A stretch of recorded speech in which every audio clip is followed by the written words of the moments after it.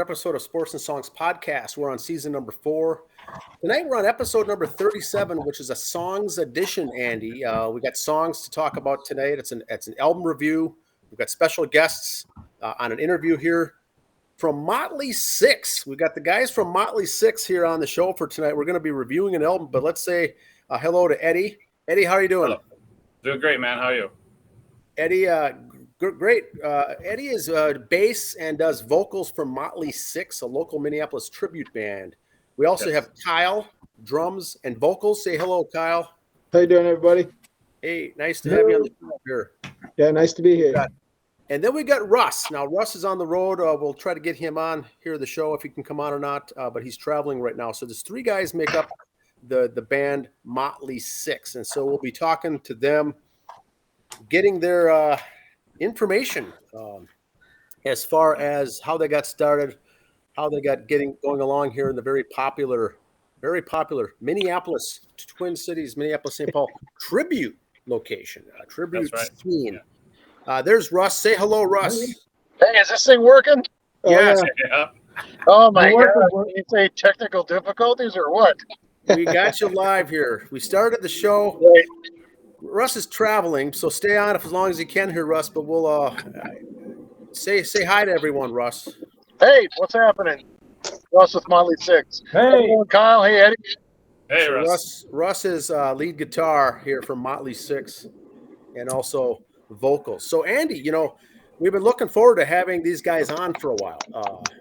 We've had various tribute bands on, and various tribute bands on as interviews, and we're looking forward to getting these guys on here. They got a big show coming up the end of August. They're up in Duluth performing at the Duluth Tribute Fest the end of August, and so looking forward to that show, and we'll get their comments on that as well, as far as looking forward to heading up there for that. Kissin' Time appeared there last year as well, I think, for the first time, but this will be their debut. Now, as far as the album, Andy, we're going to be covering Decade of Decadence tonight. So let me bring that up. Yeah. The logo for that. And I like doing album reviews with tribute bands on to get their feedback. And tonight we've got Decade of Decadence, 1991 greatest hits, essentially. But I like to get these guys' thoughts on it here as we go along. But first, I'll start off with you, Andy. Decade of Decadence was the first compilation album by American heavy metal band Motley Crue, released October of 1991. It was the band's 6th overall album and first of several greatest hits. So they did this right before Halloween 1991. Here in Minnesota, there was the infamous Halloween storm, the blizzard that came on Halloween Eve. So this album really came out a couple weeks before that. It's considered heavy metal / glam metal. 62 minutes long and 48 seconds, released on Elektra. Now, the one thing I find interesting here, Andy, it's 15 songs. We'll go through them all, but they mix it up. They do mix it up. There's three redos or re-recordings or remixes on this of previous songs. They throw in a live song. They present 3 brand new recordings on this album, and the other 8 songs are really just greatest hits from their previous recordings. So they'll start it off with, I think, the best song of all. My all-time favorite Motley Crue song is Livewire. How about you guys? Nice. Oof. Top 5. That's a tough one. Yeah, That's a good one. I'm going to say top 5. Top 5, probably? Yeah, I'll say top 5. Safe to say. It was your first taste of them, so you always love that first song you hear from a band. It's hard to get rid of that. Yeah, and that was for me. So that's a huge song. Nice to start off that with song number 1. Song 2 is, and that's a remix. Livewire, they did the remix. This is a 1991 remix, and let me know too, guys, if you guys like it, don't like it, like the original better, think they're the same, feel free. To be honest, I actually didn't even listen to that remix. I've only ever really listened to the original version. But the original version is kind of where it's at. It's also their first radio hit. So Yep. Just like how you said it's your favorite, I could imagine when that's the first song you Your hear. first love always has that goes special in. place in your heart. Yeah. First impressions are everything. You're gonna love that song. You love the band. You know. Awesome. Awesome. The next song is Piece of Your Action, and same thing, remix. Thoughts on that, guys?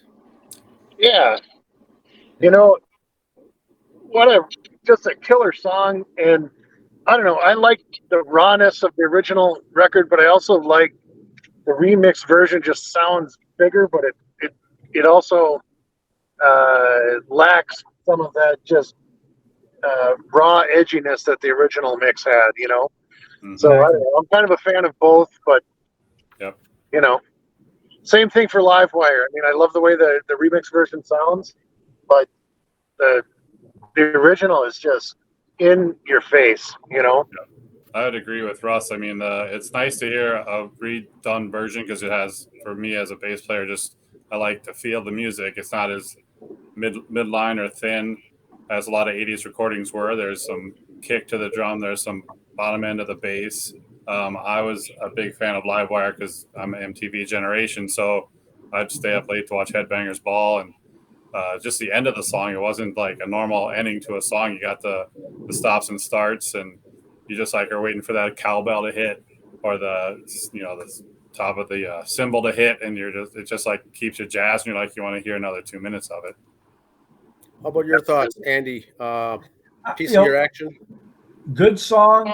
As far as this album for Decade of Decadence goes, it's my least favorite song on the album. And I think that's, again, kind of like you said, MTV generation. I love Livewire, but the other songs really kind of is when I really got into the band.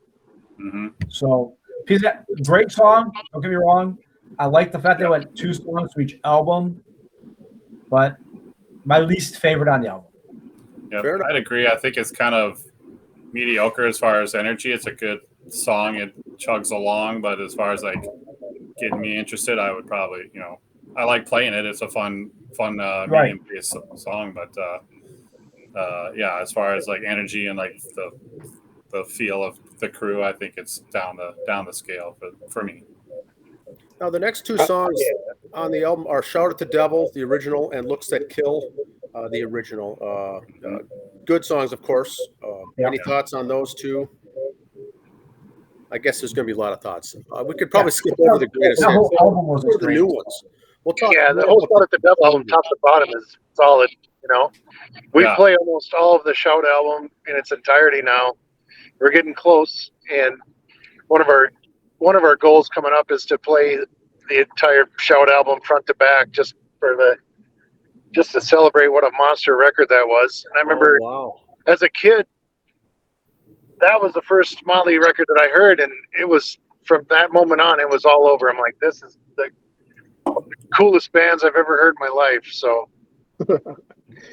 yeah, well said, well said.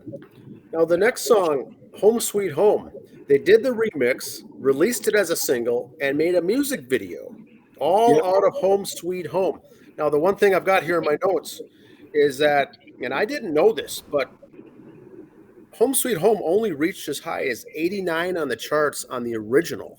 They re-released it, and it hit in the top 40, reaching 37. So whoever thought the idea to do that was right on the money, because the record company probably.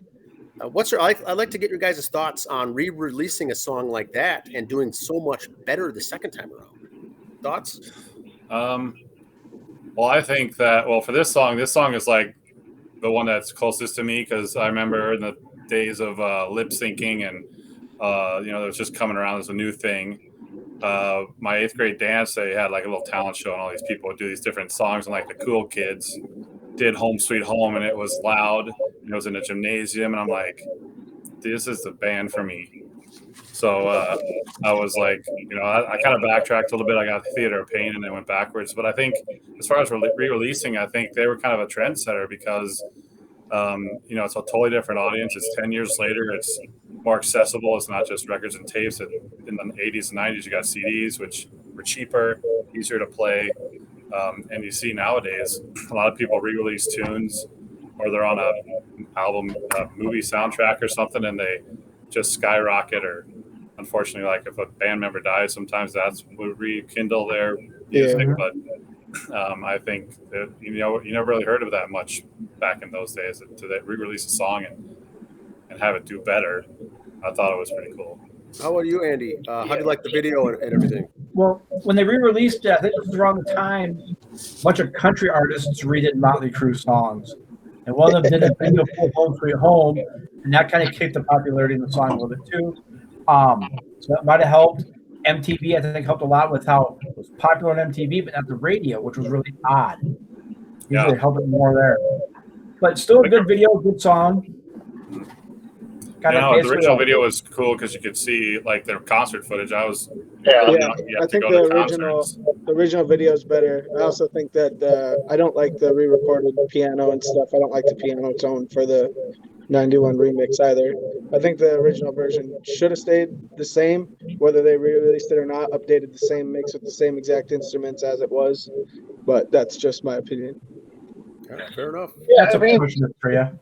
I mean, Home Sweet Home really became a template for the power ballad thing. So it's kind of a double-edged sword, because it's a great song, but it kind of paved the way for a bunch of not so great songs by other artists, That's true. Yeah. That's true. Yeah.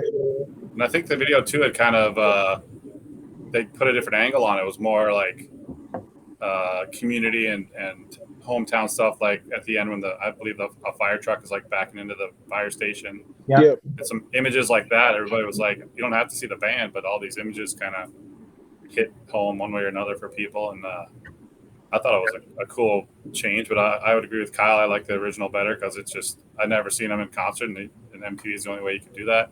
When it came out, I'm like, holy shit! I got to start watching. I got to start going to live shows. Oh yes.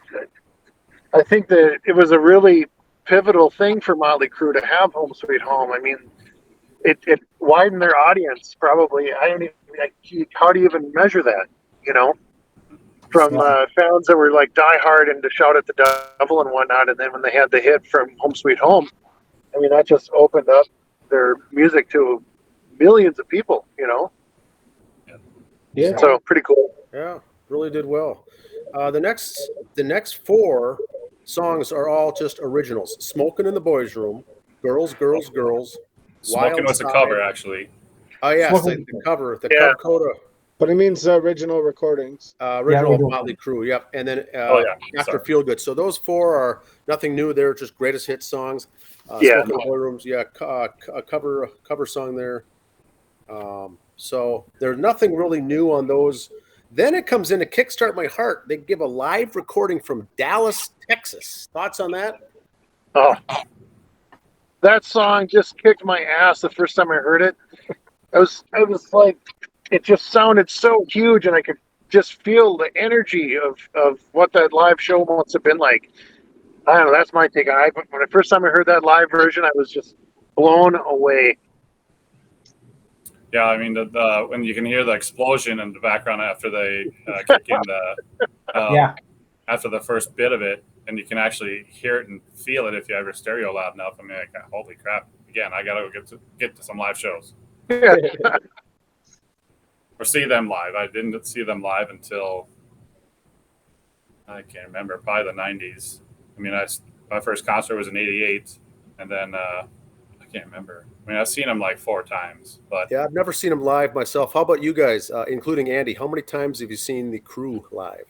0. Okay.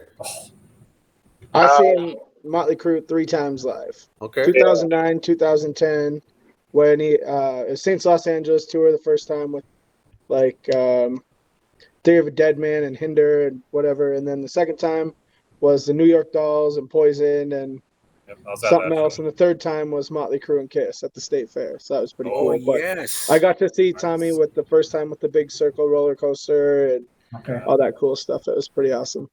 Wow, that's really cool. Right. I think my first one was on this album when they went to the state, or no, it was the Carnival of Sins tour. Oh, that's the State Fair, 2005. which is like an oxymoron. You have the Crew who are who they are, and Tommy tried to do his show your breast disease bit, and they just never flashed. They never showed the crowd. I mean, I think it was like a 10-second one maybe. So I was like, It's weird, but I saw the show that Kyle was at with the New York Dolls, and then I saw them last year at the stadium tour. And then I saw Vince Neil solo in Long Beach, California in 2016, I think it was. So. Long Beach. Man, four times. Or who's going to jump in next there? Oh, go ahead. Yeah, it's you. Go ahead, Russ. Well, 1994 at the Fargo Civic Center. And then I can't believe this actually happened, but Motley Crue played at the Myth nightclub in Maplewood. Nice. They rolled in there with their semi-trucks full of gear and just blew the roof off that place. Couldn't believe that even happened. And then saw them again on the Saints of Los Angeles tour, and then when they just came through town with Def Leppard. Cool, awesome. At the stadium. At the Myth, was that fairly new then at the time? You know, I can't remember if it was like the 5-year anniversary or the 10-year anniversary. It was one of their anniversaries of being open in business. Mm-hmm. And I was like, are you kidding me? Motley Crue's playing there? Oh, it was kind of weird because it was, it was you think about Motley Crue as an arena band, and so it was a bit strange seeing them at the Myth, but it was incredible. It was awesome. Small, intimate setting. Great. Yeah. Great venue. It's a great. Yeah. And then they released Teaser, the Tommy Bolin cover, and Rock and Roll Junkie. Thoughts on those two songs? Ooh, I really like Rock and Roll Junkie. I don't know, some of the guitar work for that song specifically. It's obviously got a great bass line, but I mean specifically, I don't know. Mick Mars really did something cool there, and there's some little screaming, squealy things he's got going on, and I don't know, gets me every time. I don't know why, just something I really like. I love the way those two songs sound, and I think it's some of Mick's best guitar playing. They're just fantastic. I kind of like Rock and Roll Junkie. I like Rock and Roll Junkie because it's from Ford Fairlane. That's where I fell. Yes, Andrew Dice Clay. Oh man. Yeah. So movie soundtrack song from Motley Crue. You gotta like that. That song was never released as a Motley Crue song until this album. Is that correct? Yeah, it was just on the Ford Fairlane soundtrack. They put it on the soundtrack. album. Okay, so they had to release it. The good way to do that here on the greatest hits, essentially a decade of decadence with Rock and Roll Junkie with the Andrew Dice Clay movie Adventures of Ford Fairlane. If you watch that, there's a snippet. Teaser's the other song, and then they end up on the album with 3 new, fresh recordings: Primal Scream, Angela, and Anarchy in the UK, the Sex Pistols cover song that Megadeth also did. Let's go through your thoughts. Let's go around the table on your thoughts on each one of those. Go ahead, Eddie. Well, my favorite out of the 3 is probably Primal Scream because, again, when it first came out, just being a bass player, the bass line is just, I think after like hearing it a bunch, I taught myself how to play it. Just a great thunderous song. Same thing with a little bit of, singing and repeating with lead singer versus the rest of the group. Angela, it's an okay song. Not a big fan of that one. Then Anarchy, they just put their own spin on an old Sex Pistols tune. And again, I love playing it because when you start screaming like DEA and CIA, and then you hit the USA part, man, we just scream at the top of our lungs on our shows. It's a blast. Yeah. How about you, Kyle? Yeah, I'm not really sure if I'm familiar with Angela, to be honest. I probably am, but I can't think of it off the top of my head, which is just surprising that I was not familiar with it right away. But I like, what is it? What do we got? Teaser and Anarchy? Primal Scream. Oh, Primal Scream, sorry. Yeah, Primal Scream. So I like that song. I'm obviously born after this album came out. So I didn't really know, listening to other albums prior, I didn't realize that, Decadence I didn't really know of.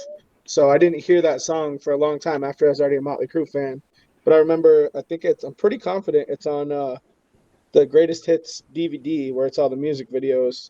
And I remember being a kid and being in trouble and can't go out and play and whatever. So I'd sit in my room and listen cover to cover, and I'd watch this Motley Crue DVD start to stop, and I'd just watch all the videos. So, like, even now, when I hear the songs, I kind of see the video and certain things in my mind from so many hours. But that's where I learned Primal Scream. I really like the Anarchy in the UK cover. I don't know. It's just I prefer it over the Megadeth version. I prefer it over the original version. It's just more up tempo and I don't know, a little more in your face, a little more edgy. You know, the video, the big crowd and the stage dives and the, spit on the camera and smoking and all the Motley activities happening is just full of attitude. Awesome. How about you, Kyle? Or how about Russ? Russ, what's your reaction? Oh yeah, sorry, so- Russ. Yeah, no problem. Primal Scream.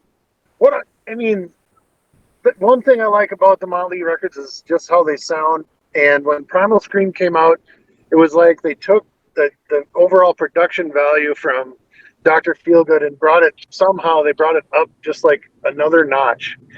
And I just remember that song really,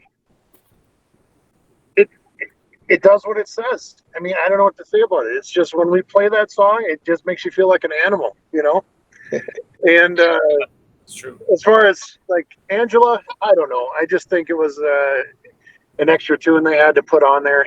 It's okay.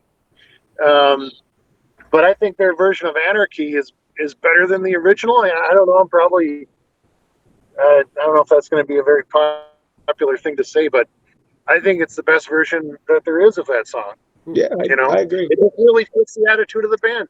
The attitude of the band is like almost coming off the rails, just craziness, just anything goes, and that's exactly what that song is. So, I don't know. It fits. Yeah. I have to agree with what they said on those three songs, and we mentioned some of all the other album reviews we do. Of course, there was the 2 extra songs on the Japanese release. They did a live version of Dr. Feelgood, and one of my favorite Crew songs, which I'm really upset wasn't on here, they did a live version of Red Hot. Oh yeah, that's a good one. I just love that song. Live is just, oh my god. Yep. You should come see us play it. Kyle just kills it on the drums. You got to hear Kyle play that song, man. Play that for 5 minutes. Red Hot live just doesn't get better. But yeah, Angela, for some reason, I like it better when you guys did. I can say this because the wife ain't in the room. I like it for personal reasons, so let's kind of get that. So understandable. We'll go from there. But yeah, okay. I love the Primal Scream version too, and the Anarchy ones are really cool. Mm-hmm. Yeah. Now, when the album came out, this Decade of Decadence in 1991, they also followed it up with a video album with 14 tracks on VHS. Do you guys remember, throwing that in the VCR player years ago and watching that, or did you ever see it? No, I'm not familiar with this here. I'm not sure what we're talking about for this. Do you know what a VHS tape is, Kyle? No, I have VCRs here. I have all that stuff, but I'm not familiar with this Motley release. Yeah, I think I probably rented it from Blockbuster at some point because I'm dating for music. And any video I could get my hands on, I probably rented it. But I've seen all the videos before because they played most of them on Headbangers Ball on MTV. So it wasn't anything new to me, but I probably did rent it back in the day. And the last 2 things I got here, this album went double platinum, and it only reached as high as number 2 on the charts. Now, guess what was number 1 at the time? It was Garth Brooks. It's painful to say, but Garth Brooks, and I think the album had Friends in Low Places on it, which was absolutely unstoppable. Rope in the Wind was the album, and that they never got up there, but that's if you go back in time, that was what was going on. It's sad. It's like Van Halen would have had a number 1 album if Thriller never came out at the same time. Yes. 1984 was number 2, and they couldn't beat Michael Jackson. Yeah. Now, but hey, wasn't Beat It on Thriller? Yes. So they there you go. They got no money for that. Eddie made number 1. Well, Eddie was kind of their number 1, yeah. No, but it gave notoriety because they're like, who does this solo on Beat It? And everybody say Eddie Van Halen, and they go find Van Halen albums, I guess, and then like number 2 albums. Well, that's the same guy, so it probably helped somebody. Now, Andy, anything else on Decade of Decadence? I'll let you wrap it up here before we get into the. Like I said, I thought it was a good album.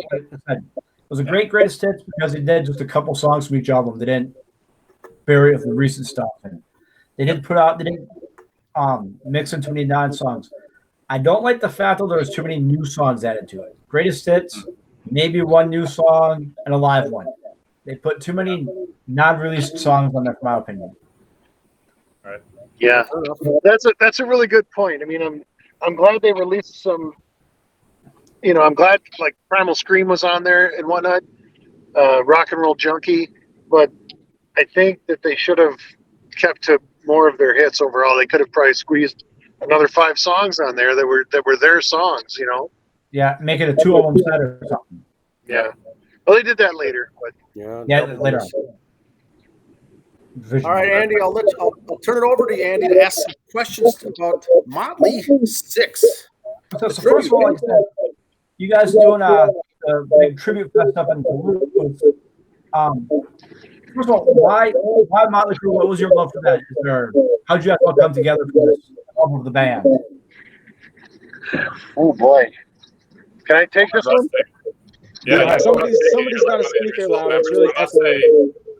All right, so I must say that we can't forget our lead singer Jason Rivers, who is only listening to this, but he's the main reason we kick so much butt. JFR, salute. Yeah. So shout out to Jason here.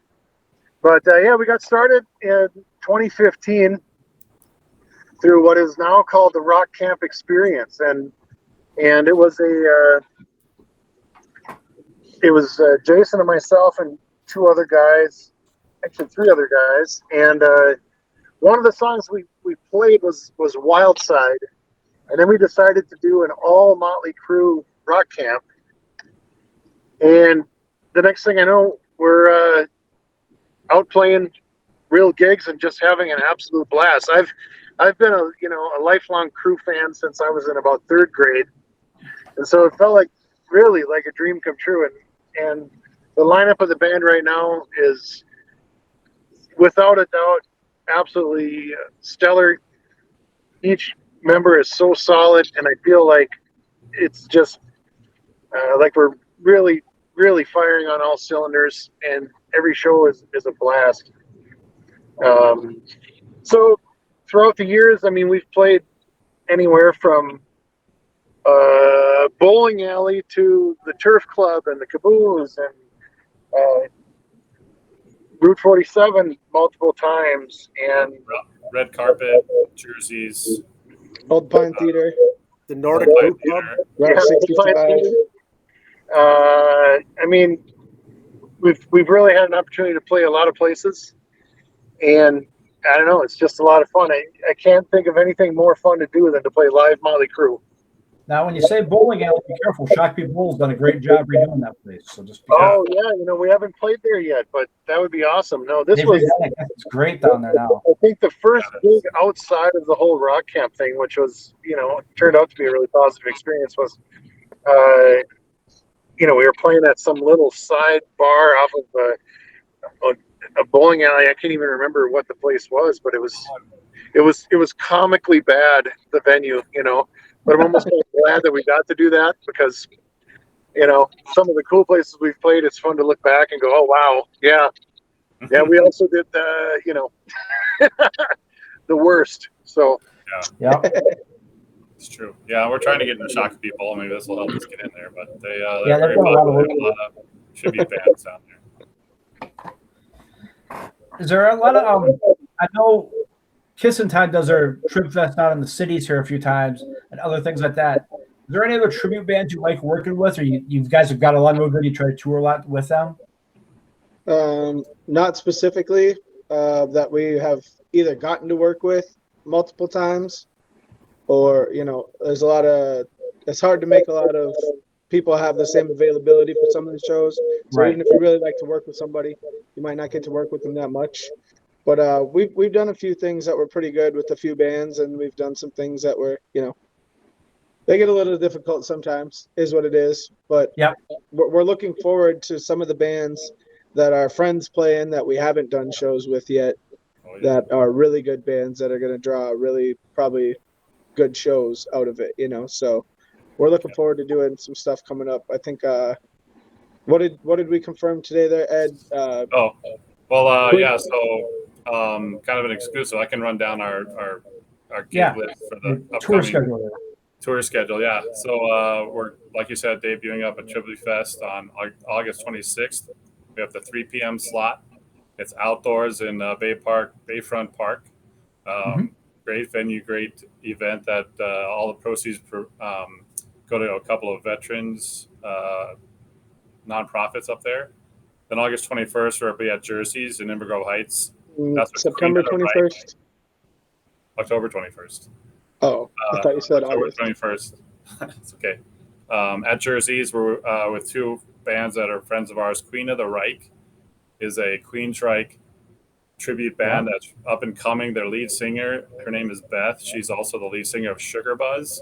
She can hit notes like you wouldn't believe. Can hit all of Jeff Tate's notes, no problem. She nails it. I seen it earlier this year at the John Scott benefit, and it was on point. Every note, every scream, everything was there. It was really good. And there'll be a tribute fest as well, so we get to see them live. And then Hybrid Theory, so it's like a 3 for that night. Hybrid Theory is another awesome band with our friends. That's a Linkin Park tribute that did really well at Rockfest a couple weekends ago. Then November 11th, we're playing up at the Nordic Brewing up in Monticello. We're playing with Hellion, who's a Judas Priest tribute. Again, very good, very solid band. And then the exclusive, you've heard it first. We just booked it today, actually. We got the okay. Is that on December 2nd at the Max Bar in Ham Lake. It'll be Motley, Sixx, and Queen of the Reich. Okay. And show starts at 9 o'clock, I believe. And we haven't played that far north yet. Well, Duluth is pretty north, but as far as the cities goes, it's a new venue for us. Really excited about it because we'll have a bunch of gigs. Queen of the Reich will have a bunch of gigs under their belt, so it's you heard it here first. Great. Yeah, super cool. I was gonna say, like, there's a couple of high points.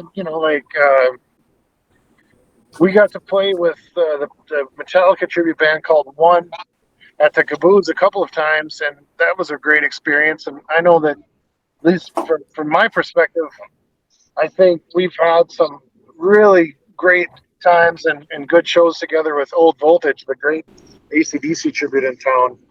Those guys are great, really, really cool guys, and they just do a hell of a job with the AC/DC stuff. And so that was really fun, you know. Yeah, the drummer actually from Old Voltage, I believe his last gig with them was up north this past weekend. He's in my other band called Mellifluous. We're a classic rock pop cover band, but him and his wife are in the band. We play here and there. It kind of balances out with, I'm actually technically in 3 bands, but they all balance out because we don't play that often, and that's fine with me. But I mean, if I had to be honest, my wheelhouse is Motley Crue, 80s metal. It's just a ton of fun. Nice. Horns up. Now, do you guys like indoor venues or outdoor summertime amphitheater kind of venues? What's your thoughts there? Whatever we can get. Yes. Yeah. Who's ever checked where you want to play? Yeah. If you give us a room, indoor or outdoor, whatever it is, we'll make it work. Yeah. St. Michael's got a new outdoor venue now too. St. Michael, the music room, they got a new amphitheater outside. So they're working on that. Yeah. This is like the first outdoor gig I'll do with them, but depending on the weather, I would rather play outside because you usually have more room to run around. Sure. That's true. We're out west here in the West Metro. A lot of our events we go to is at Medina Entertainment Center. You've been out there? And we haven't played there, but we'd certainly be open to it. Seen a lot of great concerts there over the years, though. Same. Yep. We were just there last week after the Kiefer LA Guns concert. That was really good. Oh, cool. Kiefer would have been cool to see. I was always a Cinderella fan. Yeah, that was a very good show. He puts on a great show, but his age is starting to show afterwards. Boy, he puts it all out there, and he's just not afterwards. How's his voice? I know he had like throat surgery a few years back. He's very good. He does a pretty good job. Cool. He's He does well. Hey, I was going to ask you, what's your guys' thoughts on the opening next year of the Canterbury Park Amphitheater, an outdoor music venue holding 19,000 fans out there by the racetrack. That should be an awesome gig to go see live music out there in the entertainment district out there in Shakopee. Well, I would that'd be super cool. I think it'll be better than a lot better than going to the racetrack to watch concerts in the middle of the racetrack. Yeah. You know, it's probably going to hurt that business altogether by having their own outdoor amphitheater on the other side of the track. That'll be a nice venue, I think. But looking forward to that. We've been covering a little bit of that on the show here. Yeah, and they've had some festivals out there, but I think it kind of complements the place because they're trying to expand their business. They got the poker rooms and that. And, it seems like the outdoor fests do well. And with that new place, you could bring in big acts at night because the horses don't race at night, I don't think. I could be wrong. I've never been there for horse racing. Night Rangers played out there like a month ago out at Canterbury. So. Oh, did they? We're getting some good names out there, or bigger acts to have big crowds handle it, Yeah, we need something like Alpine Valley, Wisconsin. I've been there a few times to see shows, and it's just a great natural amphitheater with the first half is all seats and the back half is all grassy knoll that you can just sit and listen to music outdoors. And I think it's people really want to get outside in the summertime, being that the winters are so long. So hopefully they make it work. Yeah, that's what they're working out in St. Michael's amphitheater. You said earlier you'd like to do a show where just the whole Shout at the Devil album or something like that. Oh yeah. Is there anyone ever influenced you on that, or is it just an idea of your own, or do you see someone else do something like that? Having trouble hearing you there. You were talking about the Shout at the Devil album? Yeah, the performance. Yeah, where the idea of just that album? Well, I could probably answer. I mean, I think that it's kind of fun to test ourselves to try to do that. I've been in a couple other tribute bands that we did albums front to back, and it's just fun to go from song to song. And then it kind of attracts people who maybe that was their first album or that's their favorite album, and they can sit there and listen to it. I was in a Stone Temple Pilots tribute band for a little bit, and we did Core. And the only thing we couldn't do, there's like a 90-second little musical instrumental at the beginning of the album. We just played that as our intro, and then we did the rest of it live. It's just kind of fun to challenge yourself and just get it down and add all the extra stuff. And I think the crowd loves it too, that you're dedicating yourself. There he is. He's on. Jason. Jason's here. Hey. Lead singer from Motley Sixx. What's up, There fellow he is. kids? How's it going, JFR. Save the best for last. Yes. Way to jump in. I was gonna say regarding that Shout at the Devil thing, is that I think that album, for people that really consider themselves to be hardcore Motley Crue fans, I think that would I think that show, if we pull it off, I think that'd be really important for a lot of people who are diehard Motley fans. And I think it would bring just another level of credibility to what we try to do with this, Right. Wow. Yeah. Now, if you're doing a thing where to cover, maybe Kyle did, there used to be this thing called albums. And sometimes the album, the way it sounds on the album, were different from the cassette tape in order. So would you go off the album cover to cover or the tape cover to cover? Oh boy! Some people like us that are nerds. If they're think I'd different, go I think old the album would trump it, wouldn't it? We'd have to do the album. have to. I think the vinyl is what most people may have. Whatever the first release is the way it goes. Oh yeah, Kyle. We'll go with what Kyle said there. Yeah. That's kind of like when you learn the song, the record doesn't lie. Right. If it's there, it's not. You either counted it right or you didn't count it right. You hit it right or you didn't. You just go back, and the record never lies. So everything is based off that, whether it's talking about the order, the start, whatever it is. That's my opinion on it. Yeah. That's I'd have to beautiful. agree with you, Kyle. Should be. That's an official release. That's not an official re-release. That's an official release. Yep. Yeah. Yeah. Yep. But what do I know? I wasn't alive when half these albums were. I didn't even realize that the song order was different. I've never compared the two. So I always had the CDs and now, or tapes or Some CDs. of them are different than albums and tapes. Huh. I'll have to compare because I have I've just started getting into album collection. I'm a huge Monster Van Halen fan. I should compare notes because I have all three: tape, cassette, and CD. Okay. So, Yeah. There you go. see if they're the same or not. Test the theory. Yeah, that's so much on each side. Yeah, so much room on an album each side, but tape, you got to have at least 20 minutes. You get some songs that switch around. Right. Yeah, that makes sense. Now, That's pretty Jason, cool. Well, so Jason, joining us here, just a quick go ahead, Andy. on the Decade of Decadence album. We were talking about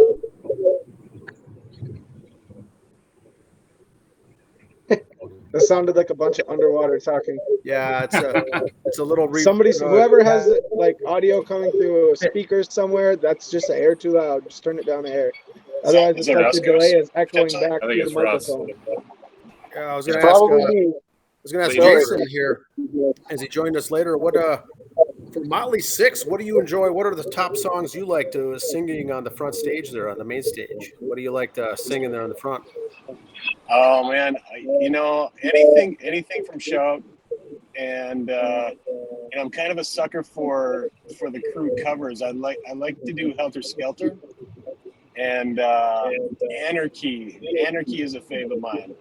Okay. And how about outdoor versus indoor? Sing that song. It's incredible. That's good stuff. Good stuff. Well, looking forward to seeing you guys. We haven't seen you guys perform. Looking forward to seeing it. But good luck next month up there in August at the Duluth Tribute Fest. Thanks. And let us know again, Eddie. What are the dates and times for that show, Eddie? Oh, so Tribute Fest is a 2-day event. It's Friday and Saturday. We're on the Saturday bill on August 26th. Our set time is at 3 o'clock, but I believe the music starts at 1. A bunch of our friends, tribute bands, are playing that day. And then for you guys, Andy and Dan out west, we're going to be playing Nordic Brewing in Monticello November 11th. So hopefully that's kind of close to you guys. Yeah, you guys played up there for the Cinco de Mayo. We did. Cinco de Motley. Cinco de Motley with Hellion, Judas Priest tribute band. That's right. And then we played there last year in December. And it was just us. A whole night at Motley Crue. Okay. Yeah, the first time, yeah. Now, have you guys ever met the actual band or members of the band? No. No. Yeah, we always like to ask that too. We'd like to ask that question because a handful of times people say, you know what, we had a strange encounter, or yes, we ran into someone, member of the band or something. But it's always a good question to ask. Andy, anything else from you for Motley Sixx? No, just Can you hear me, Andy? Good luck this fall and winter on some of your shows there. Yep. Thanks. You got me there? Yep. Hey, thanks for having us on the shows of the year, and congratulations. Thanks. I really appreciate it. I really appreciate the opportunity to be on here. Yeah, we appreciate you guys having us. Also, whoever's watching, wherever you are, go to Motley Sixx Facebook. Check us out. We got T-shirts. We got merchandise. We got all kinds of stuff for the stuff. Don't be afraid. If you want us in your city, reach out. Tell us the venue that books music there. We'd love to come play. Yeah. Oh, yeah. Look at that T-shirt right there. Look at that. Awesome. Yours are hot off the presses too, deep. Oh, yeah. And once again, it's Jason, Eddie, Kyle, Russ. Thanks again for being on the show. Go out and see them. Twitter, it's hashtag Motley Sixx on Twitter. Check them out on Facebook. Go see them live at the upcoming show. But thanks again for your time, gentlemen, tonight. All right, thank you guys. Rock on. Horns up. All right. Thanks again. See ya.